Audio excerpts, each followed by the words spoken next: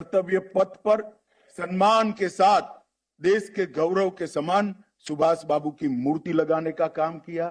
आज के दिन को पराक्रम दिन घोषित करने का काम किया और आज ही के दिन ये द्वीप सुभाष द्वीप को एक सुभाष बाबू के स्मारक के रूप में घोषित कर उसको विकसित कर जो लोग यहाँ आएंगे वो सब सुभाष बाबू को पीढ़ियों तक नतमस्तक होकर श्रद्धांजलि दे पाए, इस प्रकार की व्यवस्था करने का काम किया है। मैं पूरे देश की ओर से प्रधानमंत्री जी को ये दोनों फैसलों के लिए मन से बहुत बहुत धन्यवाद और साधुवाद देना चाहता हूं।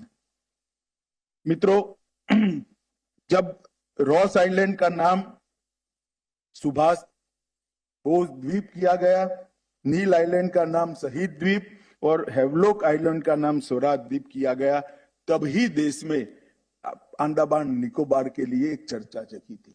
इसी के साथ सेल्यूलर जेल में यहाँ के क्रांतिकारियों की स्मृति में एक अमर ज्योति जिसको बीच में रोक लिया गया था, नरेंद्र मोदी सरकार ने ही अमर ज्योति को फिर से प्रज्वलित कर युगों युगों तक उनको श्रद्धांजलि देने का काम किया।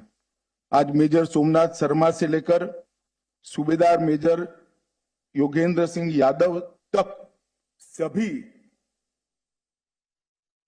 पराक्रमी हमारे सेना नायकों को एक हमेशा के लिए स्मृति में संजोने का काम मोदी जी ने किया है। मुझे विश्वास है कि आने वाली कई पीढ़ियां इससे प्रेरणा लेगी, देशभक्ति के, पराक्रम के और शौर्य के संस्कार से सिंचित होगी।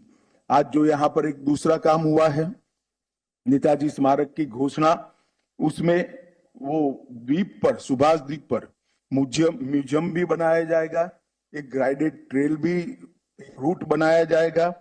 पोर्ट ब्लेयर और इस द्वीप के बीच में समुद्र की लहरों का आनंद पर्यटक ले पाए, इसलिए रोपवे भी बनाया जाएगा। लेजर और लाइट एंड साउंड शो भी बनाए जाएंगे और अम्यूजमेंट पार्क और खाने पीने की व्यवस्था भी की जाएगी। ये स्मारक को एक ऐसा स्मारक बनाने का भारत सरकार का प्रयास है जिससे सुभाष बाबू के पराक्रम को आने वाले कई सालों तक कई पीढ़ियां इससे संस्कार ले सके, इससे प्रेरणा ले सके।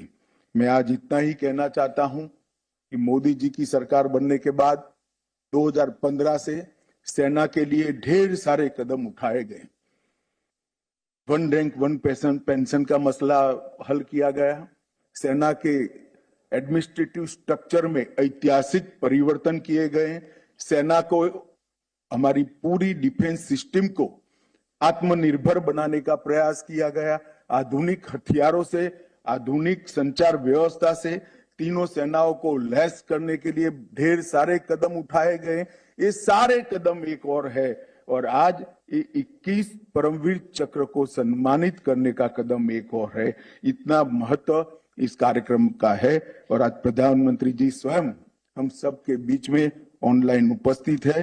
तब मैं ज्यादा बात करना नहीं चाहता, मैं इतना ही कहता हूं कि ये दोनों घटना जो आज यहाँ पर आकार ले रही है, शुरू हो रही है, वो दोनों घटनाओं से युगों युगों तक भारत की युवा पीढ़ी को देशभक्ति, शौर्य, पराक्रम का संदेश भी मिलेगा और संस्कार भी मिलेंगे। मैं फिर से गृह मंत्रालय की ओर से, समग्र देश की ओर से प्रधानमंत्री जी का धन्यवाद कर मेरी बात को समाप्त करता हूं। वंदे मातरम।